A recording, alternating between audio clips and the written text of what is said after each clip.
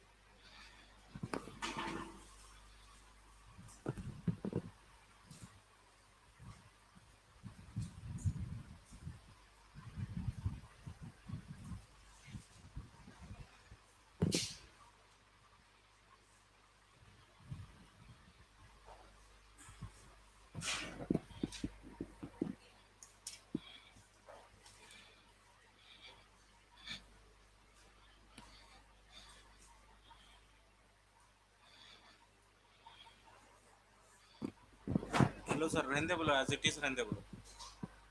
हाँ.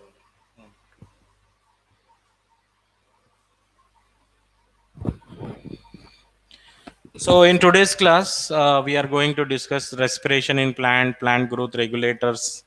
Okay. So as you know, respiration means C6H12O6, a glucose molecule in presence of 6 molecule of oxygen undergo oxidation and produces 6 carbon dioxide, 6 water and 38 ATP. अगर respiration oxygen के presence में होगा then it gives 38 ATP per glucose molecule in presence of oxygen. So in presence of oxygen को हम क्या बोलते हैं? Aerobic respiration. Aerobic respiration give how many ATP? 38 ATP per glucose molecule. Aerobic. Anaerobic respiration का equation लिख रहा हूं, C6H12O6 without oxygen converted into 2CO2 plus 2C2H5OH plus 2 ATP. If just 2 ATPs are formed, अगर एक glucose से just 2 ATP बन रहे हैं, then it is called what type of respiration? Anaerobic. If 38 ATP are formed, then it is called aerobic. Energy currency of the cell कौन सा है? Energy currency of the cell ATP है. Energy currency of the cell adenosine triphosphate. Cell में जो energy होगी that is ATP, adenosine triphosphate. Adenosine triphosphate मतलब adenine plus phosphate plus phosphate plus phosphate, 3 phosphate होंगे. Adenosine triphosphate. Out of these 3 phosphate, second phosphate and third phosphate के बीच में जो bond है, second and third phosphate bond, second and third phosphate bond को बोलते हैं हम energy rich bonds. Energy rich bonds are second. Next,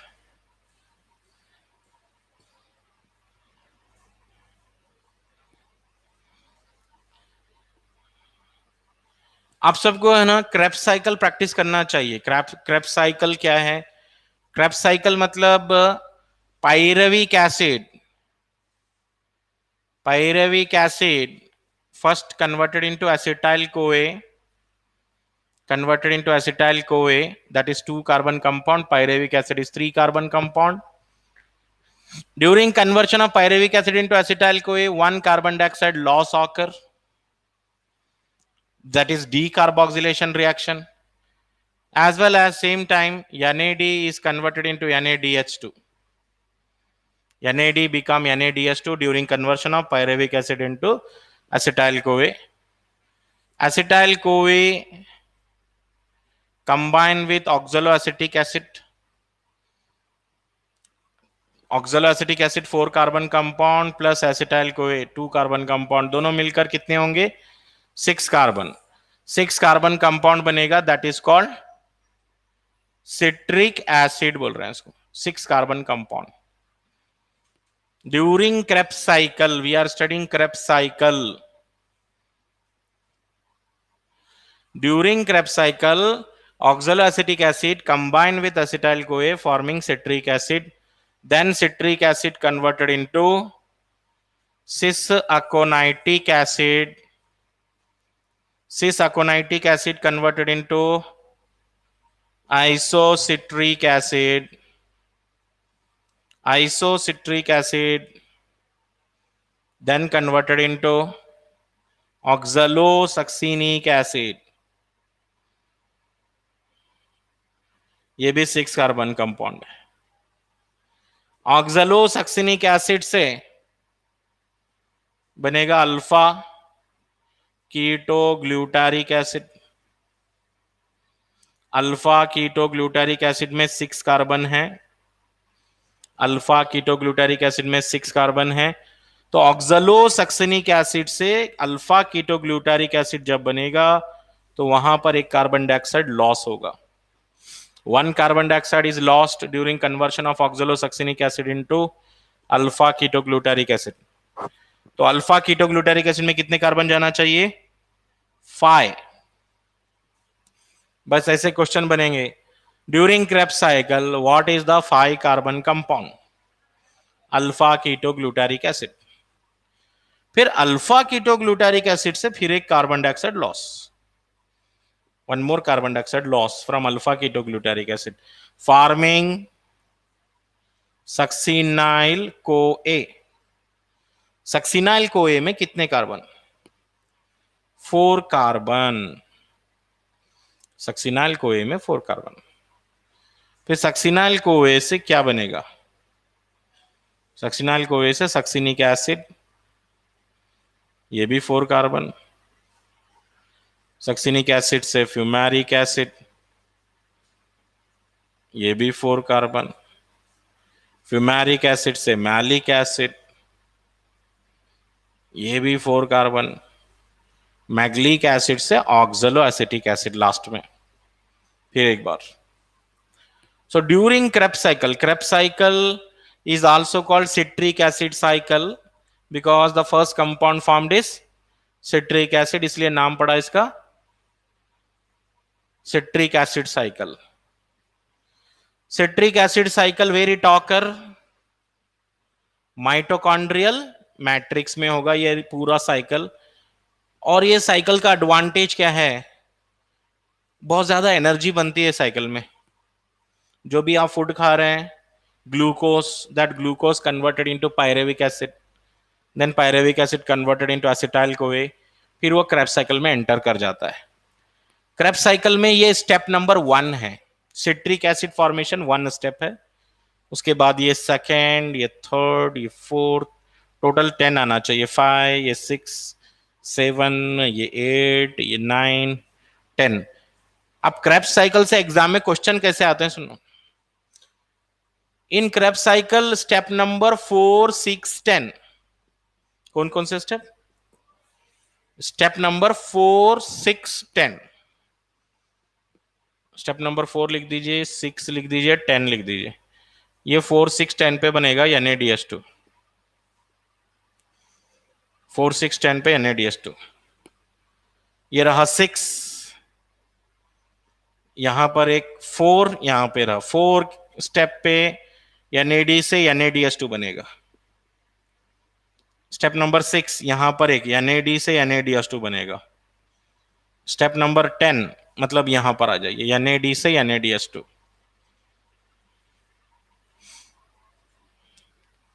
तो you should remember 1 NaDH2 is equal to 3 ATP। 1 NaDH2 is equal to how many ATP? 3 ATP। एक NaDH2 3 ATP के बराबर। मतलब अभी यहां पर कितने ATP हैं जरा? 3, 6, 9, 12 ATP हैं अभी। और स्टेप नंबर 8 सक्सिनिक एसिड से फ्यूमेरिक एसिड। स्टेप नंबर 8 पे एक काम और होता है, FADH2 formation. Step number 8 FADH2 formation. ये गए हम स्टेप नंबर 8। यहां पर बनेगा FAD से FADH2, FAD से FADH2। और स्टेप नंबर 7 पे जाइए, GDP से GTP बनेगा, GDP से GTP। GTP is direct source of ATP, 1 GTP equal to 1 ATP। अब क्वेश्चन सुनो कैसे हैं, एग्जाम में क्वेश्चन कैसे आएंगे क्रेब्स साइकिल से। फर्स्ट क्वेश्चन ऐसे हो सकता है, which of the following option is correct sequence of compound in Krebs cycle. Randomly ऐसे कंपाउंड के नाम लिखता हूं, सिट्रिक एसिड से cisaconitic acid, isocitric acid, oxalosuccinic acid. Option 2 citric acid से oxalosuccinic acid, fumaric acid, pyruvic acid. Wrong है। Correct क्या है बोलो? Citric acid, सिसाकोनाइटिक acid, isocitric acid, oxalosuccinic acid. मतलब ये पूरे सीक्वेंस में याद रहना चाहिए। फर्स्ट काम आप क्या करो ना, पूरा सीक्वेंस में याद करो उसको। विच of the following is correct order of compounds involve in Krebs cycle. पूरे ऑर्डर में याद रखना। हर कंपाउंड का फर्स्ट लेटर ले लीजिए आप, याद रखने के लिए ट्रिक। PACCIOKSSFM। इसको ना एक स्टोरी बना ले सकते हैं हम इसको। हर कंपाउंड का फर्स्ट लेटर, P फॉर यहां पे ले ले सकते हैं papa and children, papa and children carrying ice cream on Kinetic scooty specially for mummy only. तो इस टाइप का क्वेश्चन जो है ना सॉल्व हो जाएगा, सीक्वेंस वाला क्वेश्चन सॉल्व हो जाएगा, सीक्वेंस का सॉल्व हो जाएगा। अभी तो दूसरा टाइप का क्वेश्चन है, NaDH2 कौन से स्टेप में बनेगा, FADH2 कौन से स्टेप में बनेगा। NaDH2 are formed in which steps. Exam में 4, 6, 10 बोले तो नहीं चलता। एग्जाम में क्या है ना, कौन सा है स्टेप नंबर 4 आपको याद रहना पड़ेगा। स्टेप नंबर 4 आइसोसिट्रिक एसिड से oxalosuccinic, isocitric acid into oxalosuccinic acid. Step number 4 बोल के याद है ना।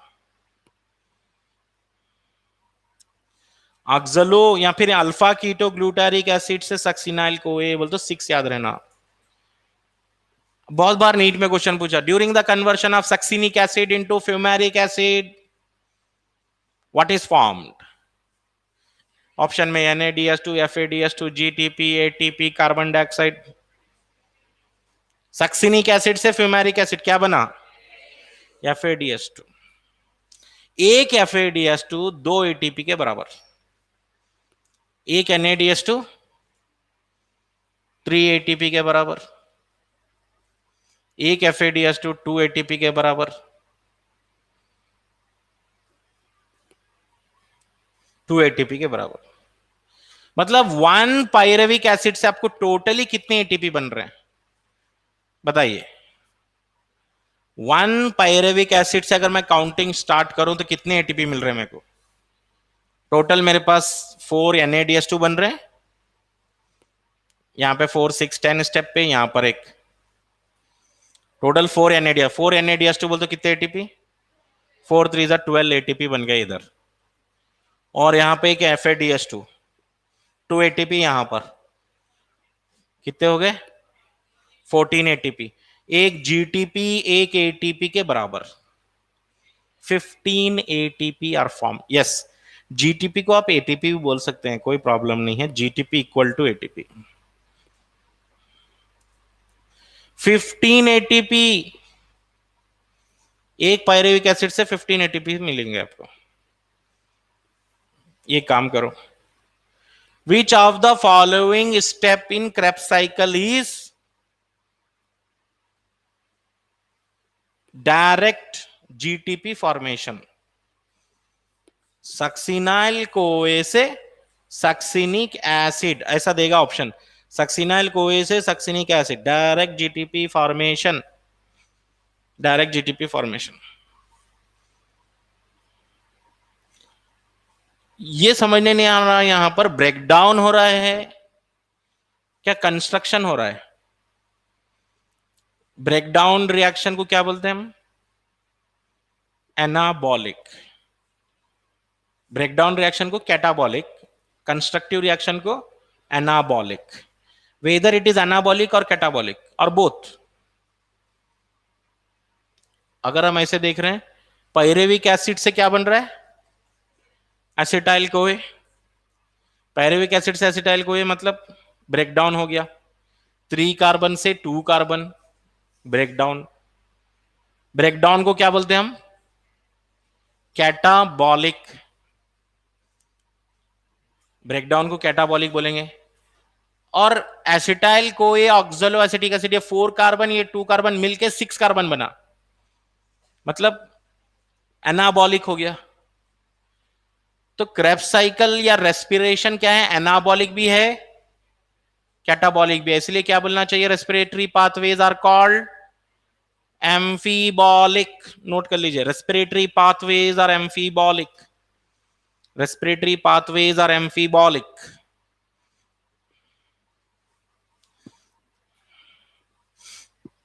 रेस्पिरेटरी पाथवेज आर एम्फीबॉलिक क्योंकि इसमें दोनों भी चल रहा है, एनाबॉलिक प्लस कैटाबॉलिक बोथ।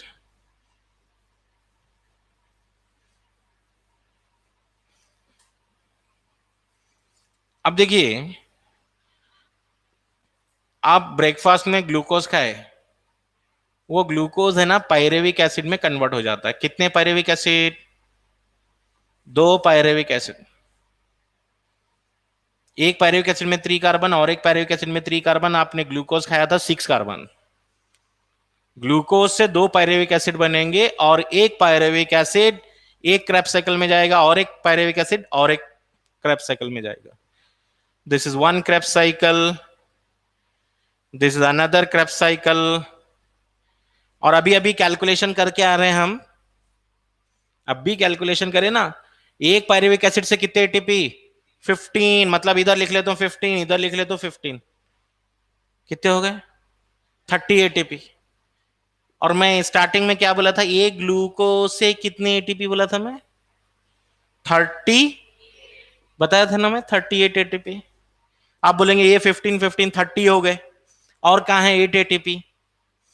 तो यहां पर देखो डायरेक्ट 2 एटीपी बनते हैं during the breakdown of glucose into pyruvic acid. 2 ATP are form directly and 2 NADH2 are form directly. मतलब ये 2 NADH2 is equal to 6 ATP और ये 2 एटीपी मिलाकर 8, 8 प्लस यहां पर 15, यहां पे 15, 38 एटीपी। तो आप बोलेंगे सिर्फ हम ग्लूकोज ही खाना चाहिए sir, only pure glucose, whether we eat only pure glucose? No. हमारे डाइट में क्या है डेली बताइए?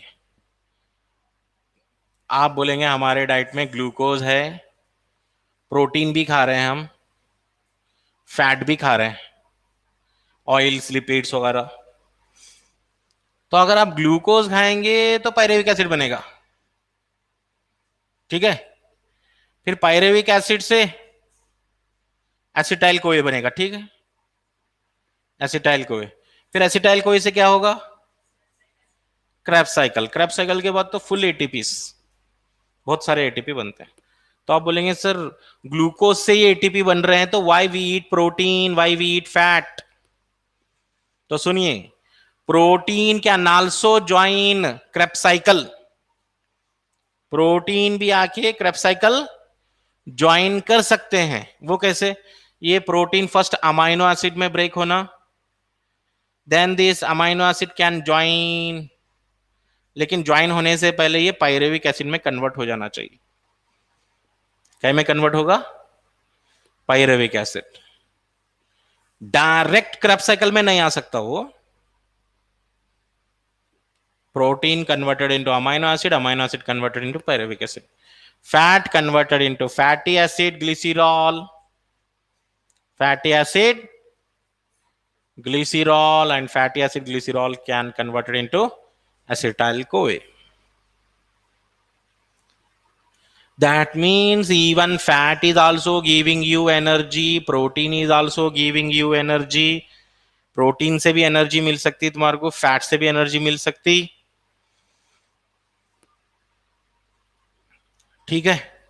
और क्रेब्स साइकिल्स कॉमन है, Krebs cycle is common in protein metabolic sink, Krebs cycle is metabolic sink.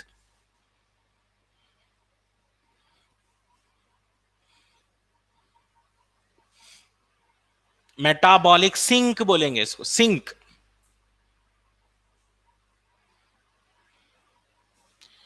Sink मतलब क्या, जहां पे आप सारा डस्टबिन, डस्टबिन है वो, चाहे आप कार्बोहाइड्रेट खा रहे होंगे क्रेब्स साइकिल ही जाना है, प्रोटीन खाएंगे तो भी क्रेब्स साइकिल ही जाना है, फैट खाएंगे तो भी क्रेब्स साइकिल ही जाना है, ठीक है। So carbohydrate is Krebs cycle is called metabolic sink because it is responsible for carbohydrate, protein, fat metabolism. Metabolism मतलब breakdown, breakdown of carbohydrate, breakdown of protein, breakdown of fat. तो आप बोलेंगे इसमें से अच्छा कौन सा है, कार्बोहाइड्रेट, प्रोटीन और फैट में से क्या खाएंगे तो अच्छा है। If you take carbohydrate you will get direct energy, बहुत सारी एनर्जी मिलेगी आपको, बिकॉज कार्बोहाइड्रेट का ऑक्सीडेशन बहुत ही आसान है। Protein oxidation, fat oxidation is difficult, protein and fat is difficult, okay. एक बार नीट में क्वेश्चन आया, what is the common intermediate, common intermediate in carbohydrate, protein and fat metabolism. Common क्या लूं, पायरेविक acid लूं, एसिटाइल कोए लूं? कुछ बच्चे बोलेंगे पायरेविक एसिड लेंगे, कुछ बच्चे बोलेंगे एसिटाइल कोए, कौन सा लेना? कॉमन क्या बन रहा है, एसिटाइल कोए बन रहा है ना, common intermediate acetyl CoA, it should be acetyl CoA, common intermediate. चाहे आप कार्बोहाइड्रेट लो, प्रोटीन लो, फैट लो, कॉमन इंटरमीडिएट सब में कॉमन क्या है, एसिटाइल कोए इज कॉमन।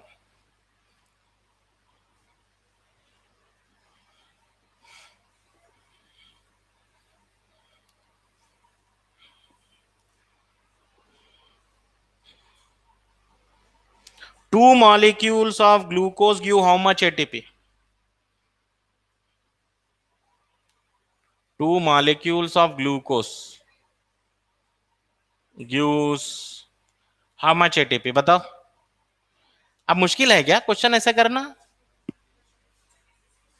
एक ग्लूकोज से 38 बताया ना मैं आपको, एक ग्लूकोज से 38, दो ग्लूकोज से 76, डायरेक्ट करना अब,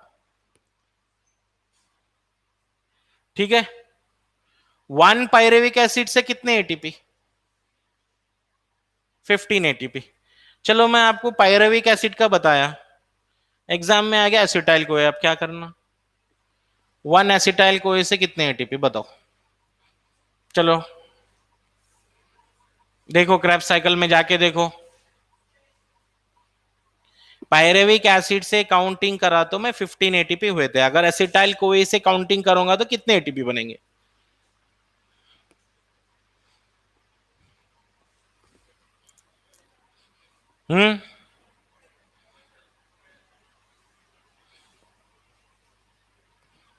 एसिटाइल कोए से अगर आप काउंटिंग शुरू करेंगे ना, ये रहा क्रेब्स साइकिल, इसमें 3 NADH2 बनते हैं, एक FADH2, एक GTP, सही है, सही है।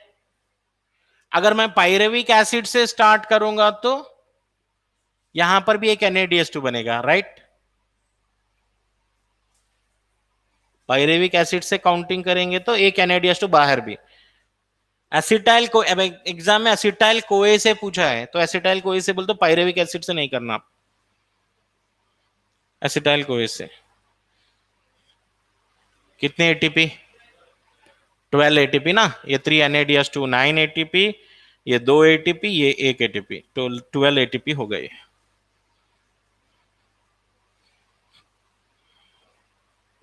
ऐसे क्वेश्चन के लिए रेडी रहना पड़ेगा आपको।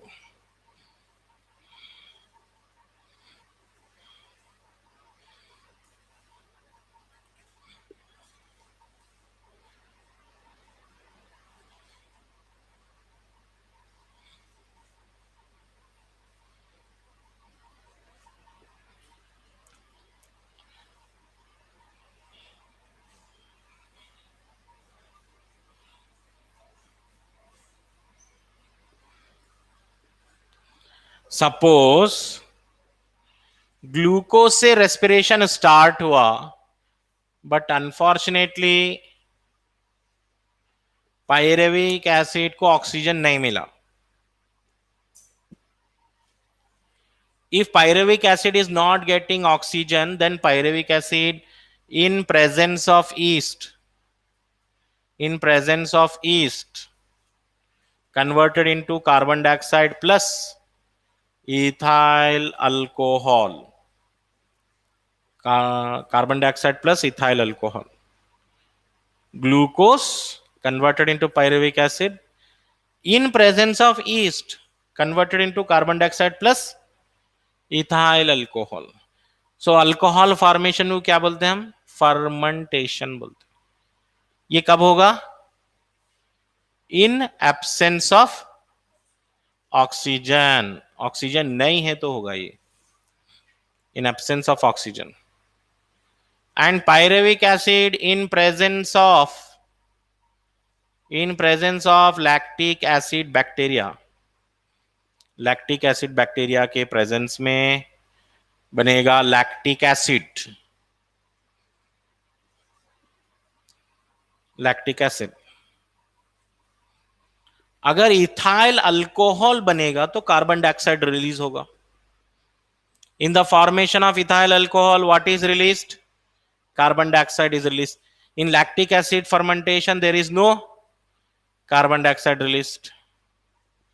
लैक्टिक एसिड फर्मेंटेशन में क्या कार्बन डाइऑक्साइड रिलीज हुआ? नो।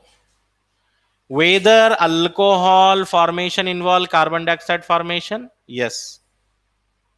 Yeast कितने परसेंटेज अल्कोहल बना सकता है? Yeast can produce 13% alcohol. Yeast सिर्फ 13% अल्कोहल बना सकता है। Above 13% of alcohol yeast dies. Then high percentage of alcohol कैसे बनाते हैं हम? High percentage of alcohol by distillation process. High percentage of alcohol by distillation process. Yeast dies at what percentage of alcohol? 13% of alcohol.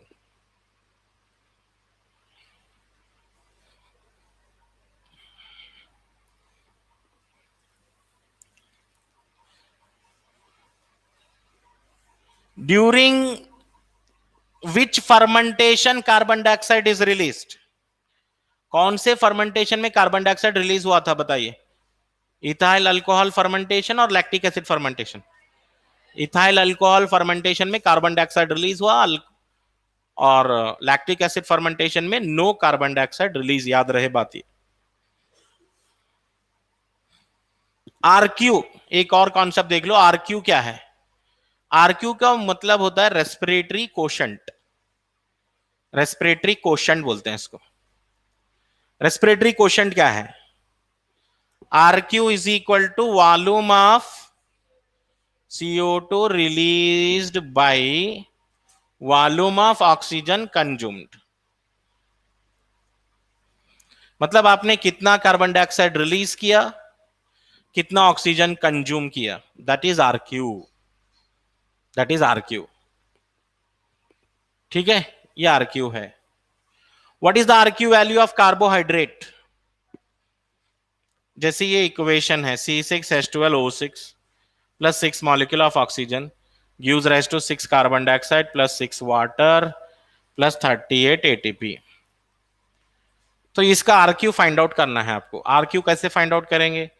RQ is equal to volume of carbon dioxide release. कितना carbon dioxide release हुआ? 6। कितना oxygen consume हुआ? 6। 6 by 6 1। RQ value for carbohydrate, glucose एक carbohydrate है। RQ value of carbohydrate कितना आया? 1 आएगा। RQ value of carbohydrate 1।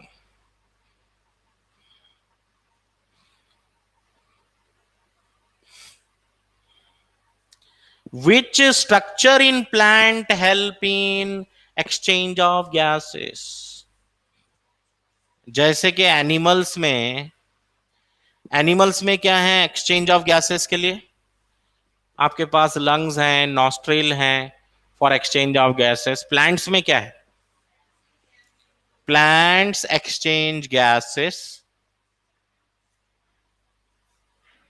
Bye stomata. किससे एक्सचेंज करते हैं वो? स्टोमाटा एंड लेंटिसेल बोल के होते हैं। Stomata and lenticel help in exchange of gases. Lenticel plus stomata help in exchange of gases.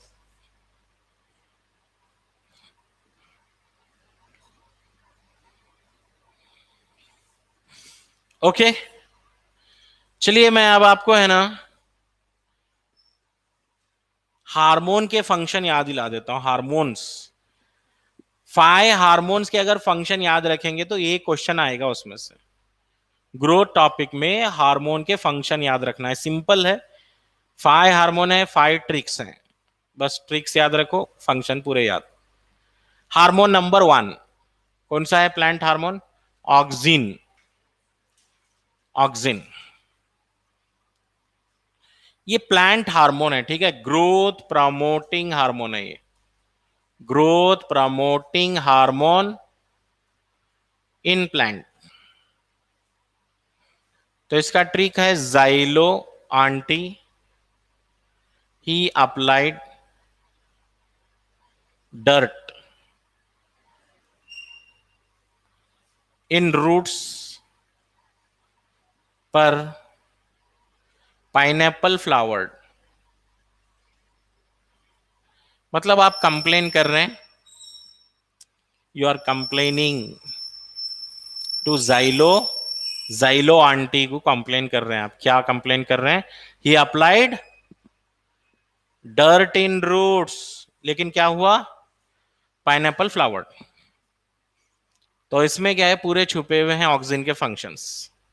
Number 1, auxin का पहला फंक्शन है जाइलम फॉर्मेशन। जाइलम टिश्यू के फॉर्मेशन में हेल्प करता है। जाइलम फॉर्मेशन, ऑक्सिन का पहला काम है xylem formation. Anti abscission, anti abscission बोलते हैं, anti abscission of young leaves. Anti abscission किसको बोलते हैं? Usually leaves when they become older, what happens? When the leaves become older, what happens? They fall down, नीचे गिर जाते हैं। Falling को क्या बोलते हैं हम? एब्सिशन। फॉलिंग, लीफ नीचे गिर रहे हैं तो उसको एब्सिशन बोल रहे हैं। एंटी एब्सिशन मतलब एब्सिशन को रोकने वाला।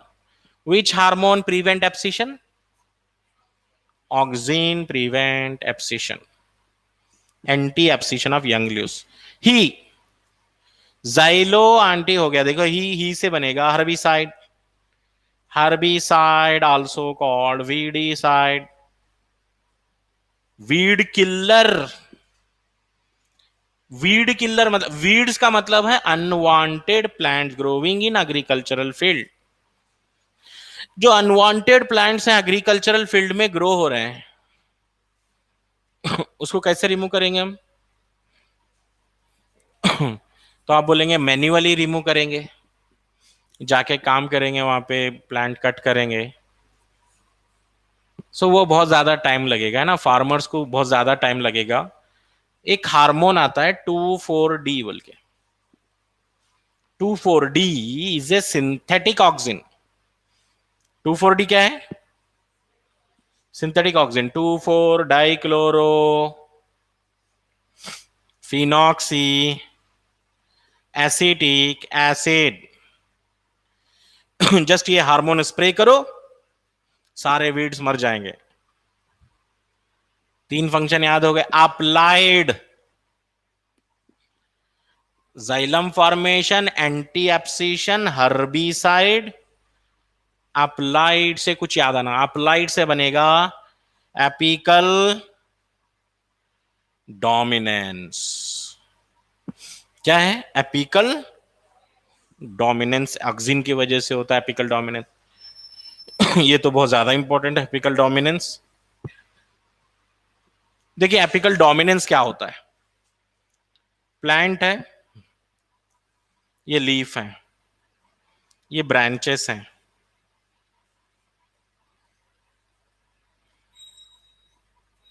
यहां पर सबसे ऊपर है एपिकल बड, और ये नीचे जो ब्रांचेस हैं इनको क्या बोलेंगे?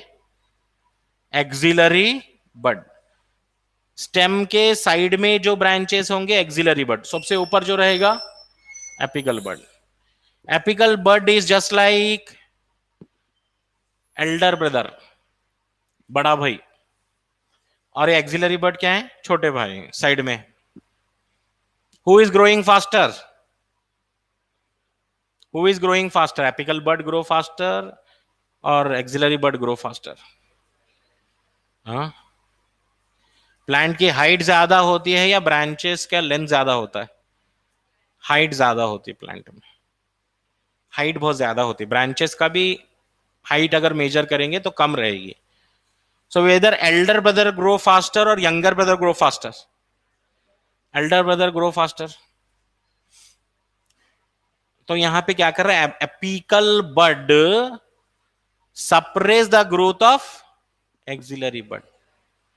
Why axillary bud are growing slowly?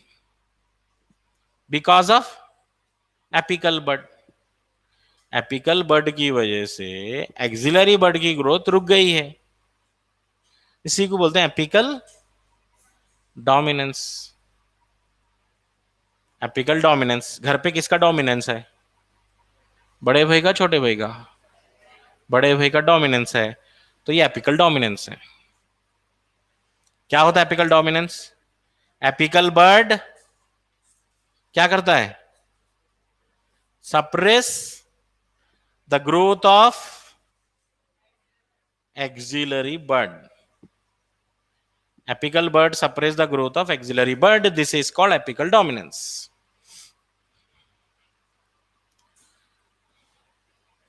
Suppose if you want to make the plant branches to grow faster, आपको हाइट नहीं चाहिए, आपको चाहिए branches. As in tea plantation, अगर आप टी प्लांटेशन कर रहे हैं, टी प्लांट्स हैं आपके पास, तो क्या करेंगे आप? एपिकल बड कट कर दीजिए वहां पर। एपिकल बड अगर निकाल देंगे ना, तो किसको चांस मिलेगा? एक्सिलरी बड को ग्रो होने का चांस मिलेगा, and they will grow faster. और जितना फास्ट ग्रो होंगे उतने ज्यादा ब्रांचेस आएंगे, उतने ज्यादा लीव्स आएंगे। टी प्लांट में हाइट इंपॉर्टेंट है या लीव्स इंपॉर्टेंट है? लीव्स इंपॉर्टेंट है, तो लीफ ले लो। जाइलो हो गया, आंटी हो गया, ही हो गया, अप्लाइड हो गया, एपिकल डोमिनेंस। 4 हो गए फंक्शन।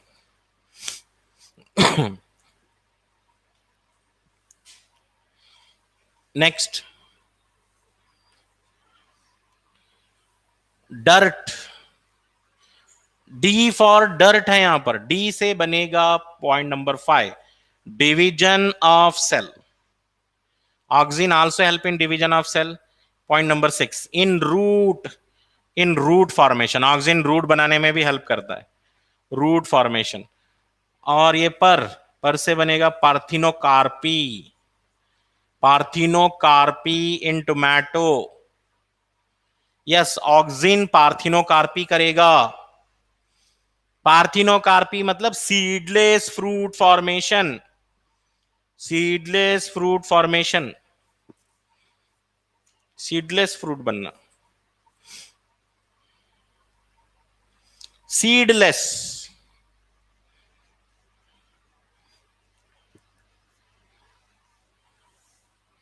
स्पेशली ह्यूमंस को पसंद नहीं आते हैं ना टोमेटो के सीड्स, और किसके सीड, कस्टर्ड एप्पल के सीड्स, है ना। Usually we don't like seeds in watermelon, है ना, सारा का सारा फ्रूट है ना, फ्लैशी पार्ट। तो यूजुअली पार्थिनोकार्पी है ना, ऑक्सिन से कर सकते हैं आप। ऑक्सिन अगर आप स्प्रे करेंगे तो you will gate watermelon without seeds, tomato without seeds, custard Apple without seeds. ठीक है, फिर मजे ही मजे हैं, सीड ही नहीं है, निकालने का टेंशन ही नहीं है। तो ये पार्थिनोकार्पी हो गया। नेक्स्ट और क्या है ऑक्सिन का function? Pineapple flowering. Auxin also help in pineapple flowering. Pineapple की फ्लावरिंग में भी हेल्प करता है ऑक्सिन।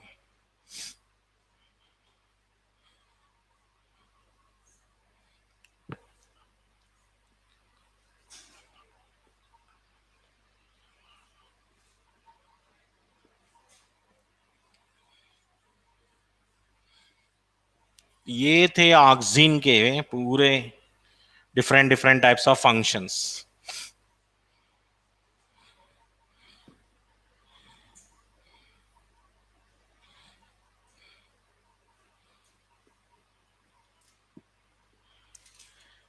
अब मेरे पास सपोज एक डॉर्फ प्लांट है,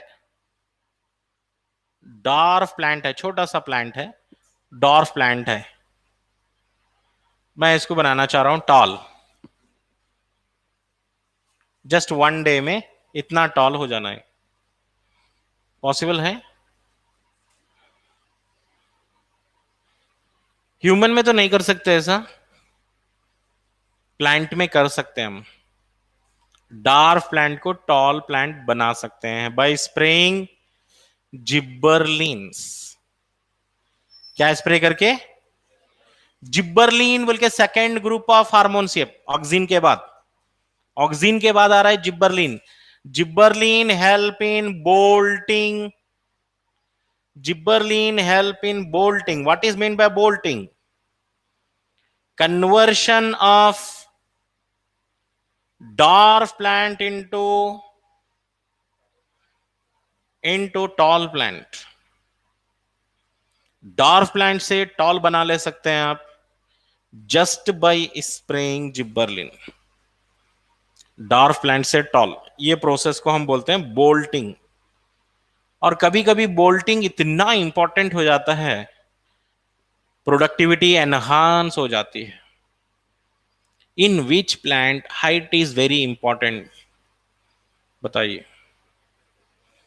बनाना प्लांट में, राइस प्लांट में, व्हीट प्लांट में, कौन से प्लांट में हाइट है important?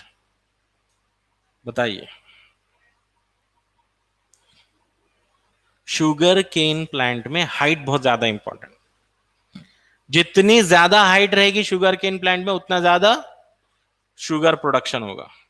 So gibberellin hormone finds very important application in which plant? Sugar cane plant. अब जिब्बरलिन के फंक्शन याद रखने के लिए बेस्ट मेथड, एक फंक्शन तो बता दिया मैं जिब्बरलिन का, क्या है बोलो? बोल्टिंग। क्या है बोल्टिंग?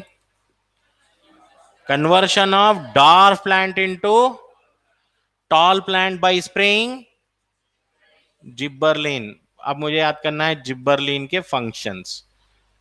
जिब्बरलिन GA3 एक जेनेटिकली डार्फ गब्बर है,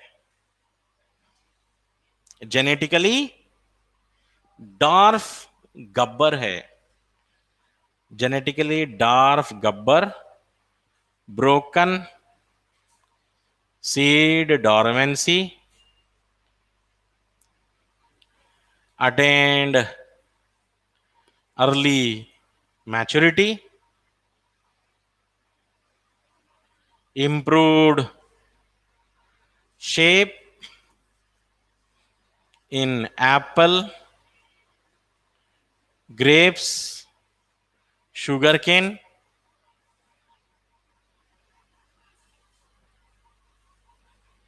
जिब्बरलिन के फंक्शन देखिए, जिब्बरलिन के फंक्शन बता रहा हूं। Genetically dwarf Gabbar, broken seed dormancy, attend early maturity, improved shape in apple, grape, sugar cane. ये फंक्शन है पूरे पूरे फंक्शन यहीं आ गए, लिखने की भी जरूरत नहीं है दर्स में। जेनेटिकली डार्व प्लांट को टॉल बना सकते हैं, number one function. Genetically dwarf plant converted into tall plant by which process? Bolting. Broken seed dormancy, that means non germinating seed को जर्मिनेटिंग सीड में कन्वर्ट कर सकते हैं आप। You can convert any non-germinating seed into germinating seed by spraying gibberellin. Attained early maturity. Whether plants attain maturity? Yes. जब plant flower produce करना शुरू करते हैं तो उसको बोलते हैं मैच्योरिटी। जब प्लांट्स में फ्लावर आ जाते हैं तो मैच्योरिटी आ जाती है। तो जिब्बरलिन स्प्रे करने से जल्दी फ्लावर आएंगे, जल्दी फ्रूट आएंगे, तो अर्ली मैच्योरिटी बोले उसको। And this gibberellin also improve shape in apple. Apple का साइज शेप इंक्रीज कर सकते हैं, ग्रेप का से साइज शेप इंक्रीज कर सकते हैं, शुगर केन में भी कर सकते हैं। सब एक एक फंक्शन है, 1 2 3 4 5 6 फंक्शन छुपे हुए हैं यहां पर जिब्बरलिन के एक ही लाइन में।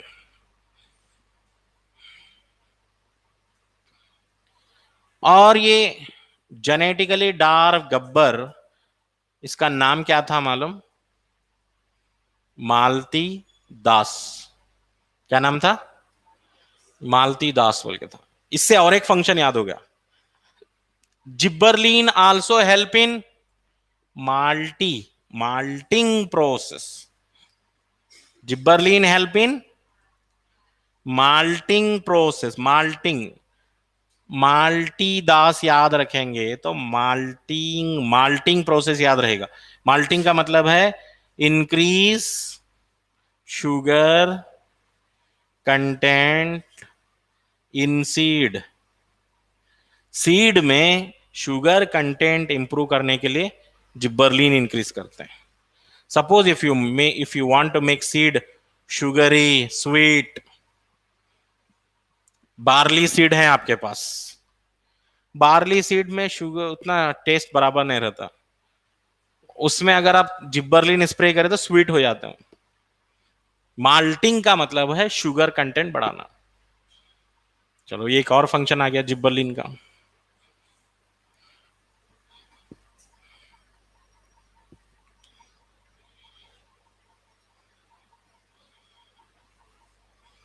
सो आपको अब याद रहना चाहिए कि कौन सा हार्मोन यूज करते हैं हम बोल्टिंग में, जाइलम फॉर्मेशन में। Xylem formation auxin, division of cell auxin, anti abscission auxin, malting, bolting, gibberellin. ऐसे याद रहना चाहिए। Which hormone increases productivity in sugarcane? जिब्बरलिन।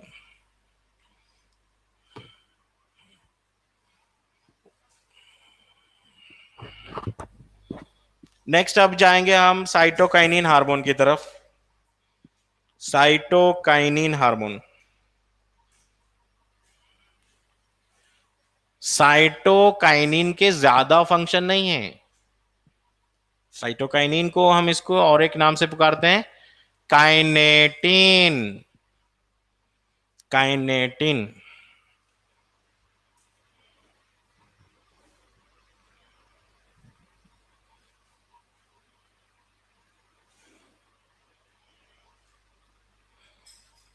Kinetin, CM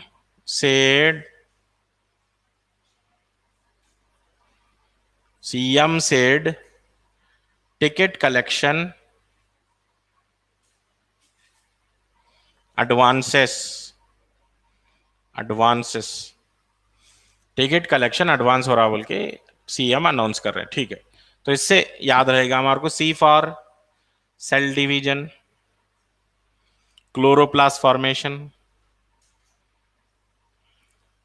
chlorophyll formation,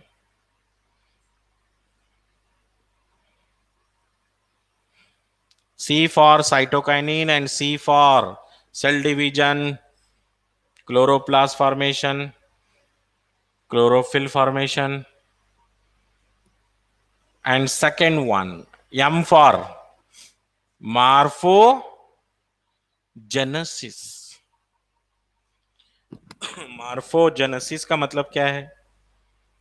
मार्फोजेनेसिस का मतलब है root formation, shoot formation.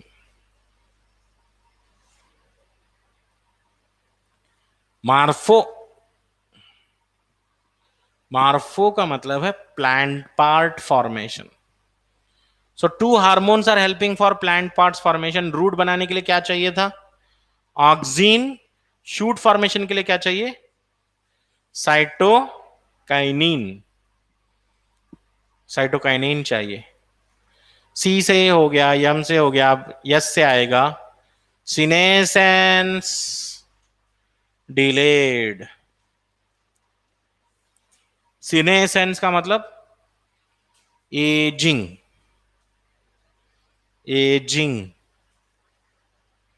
Senescence का मतलब एजिंग। ऐसा कोई हार्मोन है क्या एनिमल्स में, ह्यूमन में, जो एजिंग प्रोसेस को स्लो कर देता है?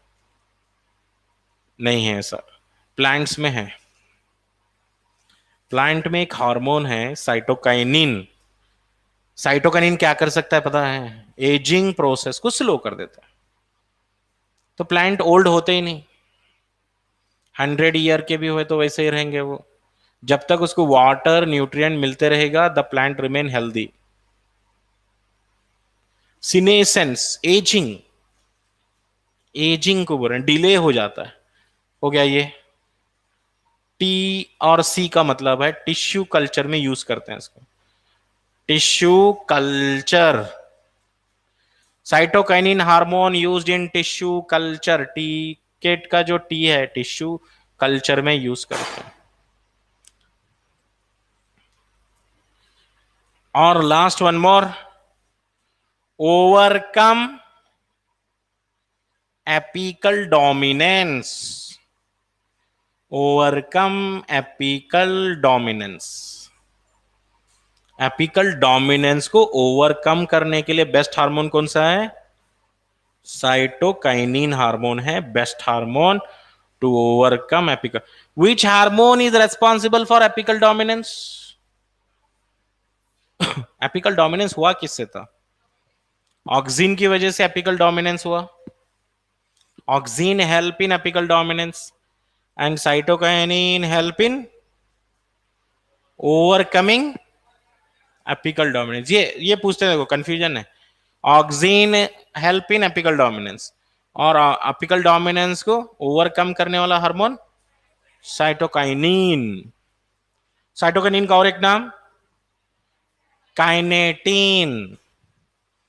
Which hormone help in tissue culture? Which hormone help in improving the shape of grapes? Gibberellin. Which hormone increases the height in dwarf plant? Gibberellin. Which hormone help in anti-abscission of leaves? Auxin. बस अगर mix up नहीं हो रहे functions तो आप answer कर सकते हैं एग्जाम में। नेक्स्ट और एक हार्मोन पढ़ना है, इथिलीन। थर्ड हार्मोन के बारे में बता रहा हूं मैं, इथिलीन के बारे में।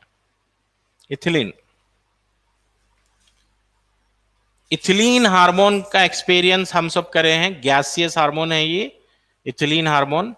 It is release from the ripening fruits. Ripening fruits, fruits ripen होते हैं, राइपन फ्रूट से एक है ना गैसियस हार्मोन निकलता है, उसको बोलते हैं ethylene. Okay, suppose if you have 2 ripened mangoes and 5 unripened mangoes, 2 ripened mangoes हैं, पक गए हो पूरे अच्छे से, और 5 जो है अनराइपेन मैंगोज हैं आपके पास, अनराइपेन ग्रीन कलर के। So how to accelerate the process of ripening, ripening को कैसे फास्ट करेंगे आप फ्रूट्स में? राइपेन फ्रूट्स, अनराइपेन फ्रूट्स को दोनों को एक पॉलिथीन बॉक्स में बंद कर दीजिए, पॉलिथीन बैग में। जो राइपेन फ्रूट्स होते हैं उससे गैसेस हार्मोन निकलेगा ethylene, and ethylene help in ripening of fruits, and ethylene increases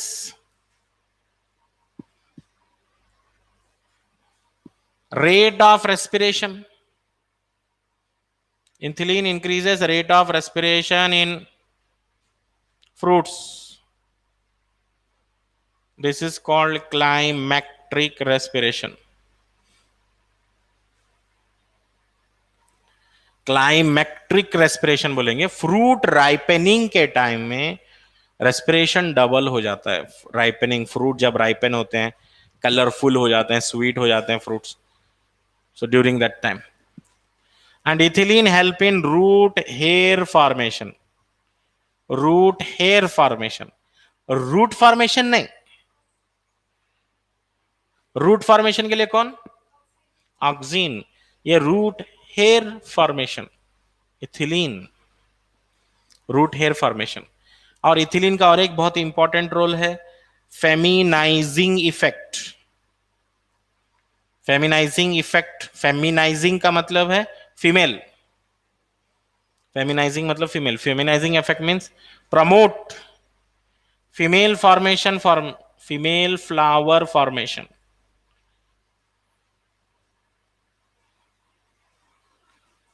So whether male flowers are productive or female flowers are productive? हाँ, फ्रूट कहां पे बनता है, मेल फ्लावर पे या फीमेल फ्लावर पे? फ्रूट कहां पे बनता है बता दो? फीमेल फ्लावर पे फ्रूट बनता है, मेल पे फ्रूट नहीं बन सकता। Ovary is a part of female flower, and female flower promote flowering process बोल सकते हैं आप।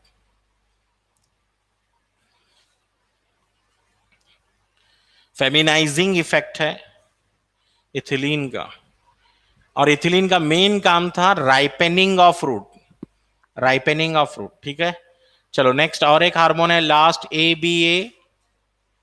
ABA stand for abscisic acid, abscisic acid, close कर दीजिए। Abscisic acid,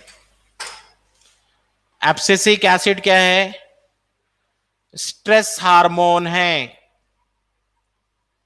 abscisic acid is a what type of hormone? Stress hormone. Stress hormone का मतलब है it closes stomata, closes stomata in water stress. जब भी प्लांट में water stress हो जाएगा, वाटर स्ट्रेस मतलब प्लांट को वाटर नहीं मिल रहा है, तो stomata close, and it causes seed dormancy, non germinating seed. Seed dormancy क्या होता है? ये सीड डॉर्मेंसी क्या है? Non germinating seeds, two seeds which are not germinating, उसको सीड डॉर्मेंसी बोल रहे हैं। And it is anti gibberellic hormone, anti gibberellic hormone बोलते हैं इसको, एंटी जीए, एंटी जीए बोलते हैं इसको। एंटी जीए मतलब जिब्बरलिन के अपोजिट में काम करने वाला हार्मोन। जिब्बरलिन क्या कर रहा था? सीड जर्मिनेशन कर रहा था। जिब्बरलिन का ट्रिक क्या था बोलो जरा? जेनेटिकली डार्क, गब्बर, माल्टीदास, broken, seed dormancy. Broken seed dormancy मतलब सीड जर्मिनेट हो रहा था, और ये हार्मोन क्या कर रहा है? नॉन जर्मिनेशन करा रहा है, सीड को जर्मिनेट होने नहीं दे रहा। It help in dormancy, gibberellin help in seed germination. Anti gibberellic hormone और एंटी जीए बोलते हैं इसको, एंटी जीए।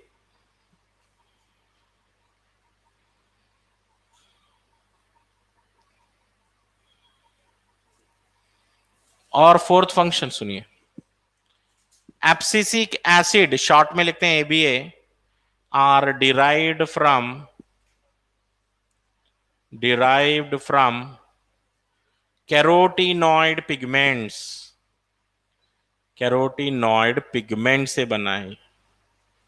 कैरोटीनॉइड पिगमेंट, कैरोटीनॉइड का मतलब है येलो कलर्ड पिगमेंट। कैरोटीनॉइड का मतलब है येलो और ऑरेंज कलर्ड पिगमेंट है ये, येलो और orange colour pigment, carotenoid pigment. Fifth one, stomata को क्लोज कर दिया है, सीड डॉर्मेंसी कर दिया है, एंटी जिब्बरलिक हार्मोन है, derived from carotenoid. What is carotenoid? Yellow orange pigment, yellow orange colour का पिगमेंट है ये, और ये बड डॉर्मेंसी भी करता है, बड डॉर्मेंसी। सिक्स वन, सीनेसेंस को क्या करता है ये? डिले करना, प्रमोट करना। सीनेसेंस प्रमोटेड, प्रमोटेड मतलब सीनेसेंस को हेल्प कर रहा है, एजिंग प्रोसेस को हेल्प कर रहा है, एजिंग प्रोसेस को हेल्प कर रहा है।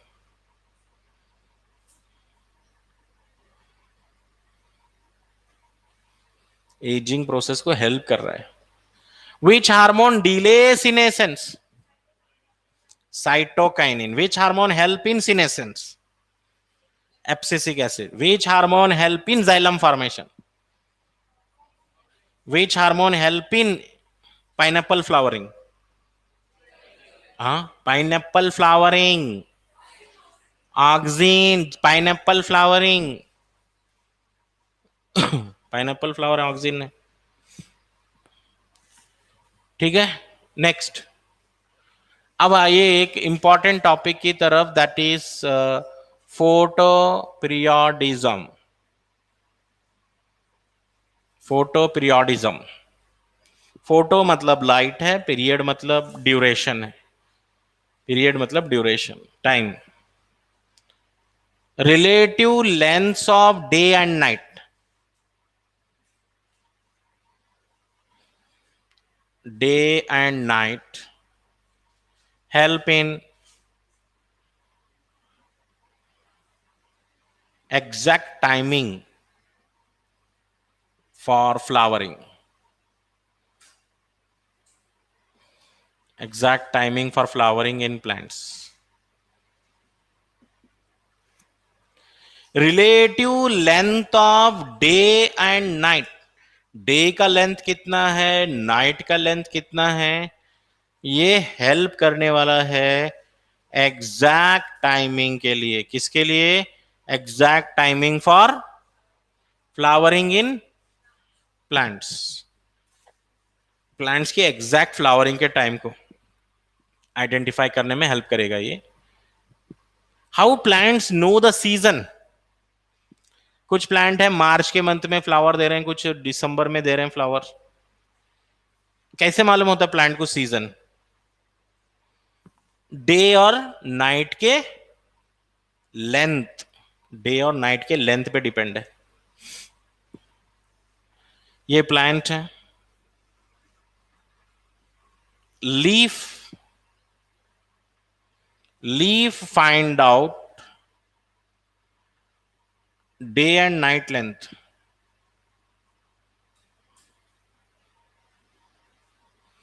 Who find out day and night length? Leaf. जैसे आप डे चल रहा है, नाइट चल रहा है बोल, तो आपके आईज हेल्प करते हैं आइडेंटिफाई करने के लिए। आपकी वॉच हेल्प करती है। तो ऐसे ये लीफ, प्लांट के अंदर लीफ है, वो आइडेंटिफाई करते हैं day and night length for identifying flowering time. Site of perception of light, site of perception of light मतलब डे चल रहा है या नाइट चल रहा है, ये मालूम करने के लिए कौन सा ऑर्गन है प्लांट में? लीफ है। Site of perception of light. Even plant को सीजन भी मालूम रहता है, मार्च चल रहा है, अप्रैल चल रहा है, cold season, winter season, rainy season, सब मालूम रहता है प्लांट को based on the night and day length. और ये लीफ से मदद से हेल्प करते हैं। Leaf are helping for finding the day and night length and depending upon the time for flowering, depending upon the time of flowering, plants are classified into three types: LDP plant, SDP plant, DNP plant. What is LDP? Long day plants. SDP, short day plants. Or DNP, day neutral plants. Day neutral plants.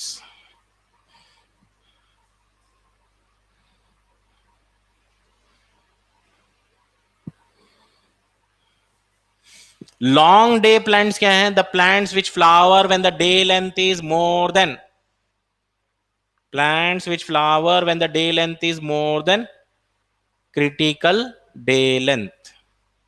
Generally 1 day का मतलब है 24 hours, है ना?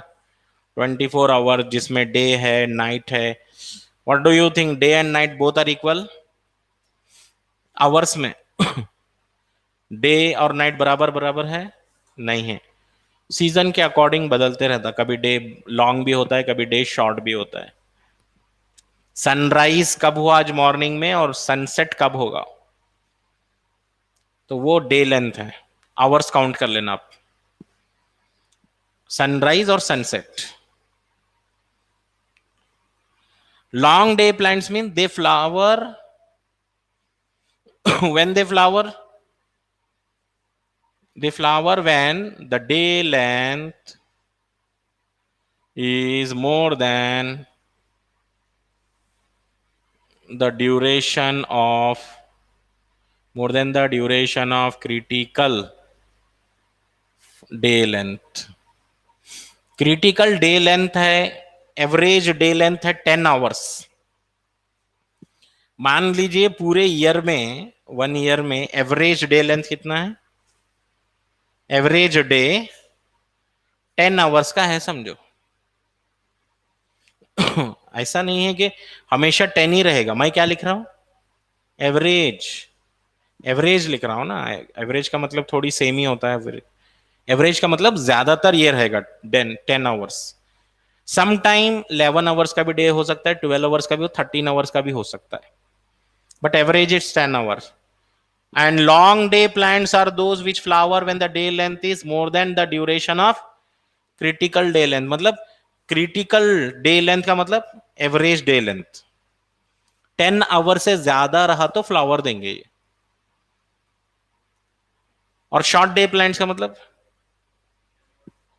10 our से कम रहना चाहिए। Long night चाहिए, long nights, short days. They flower when the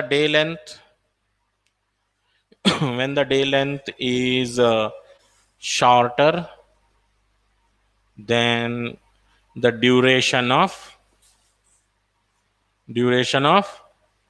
critical day length। ये एसडीपी शॉर्ट डे प्लांट्स हो गए।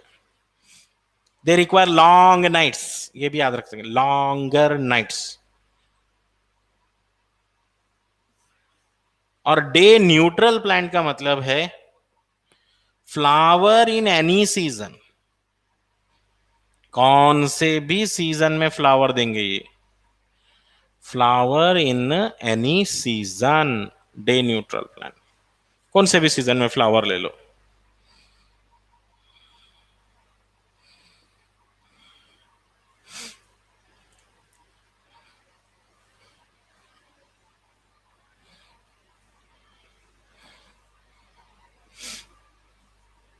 क्या समझे? फोटो पीरियोडिज्म में क्या याद रखना है आपको?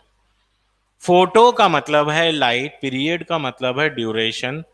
Photo periodism is the relative length of day and night for the induction of flowering in plants.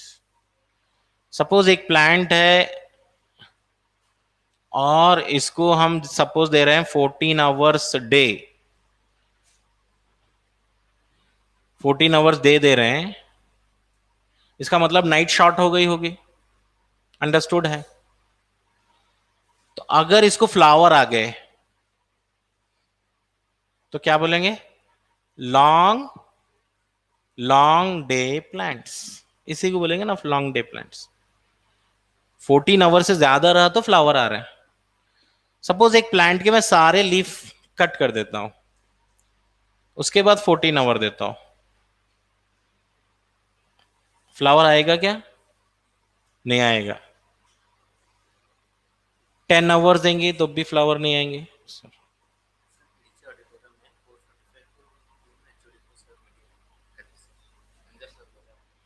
Okay, so without leaves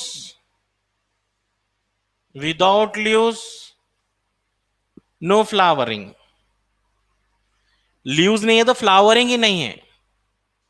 no leaves no flowering.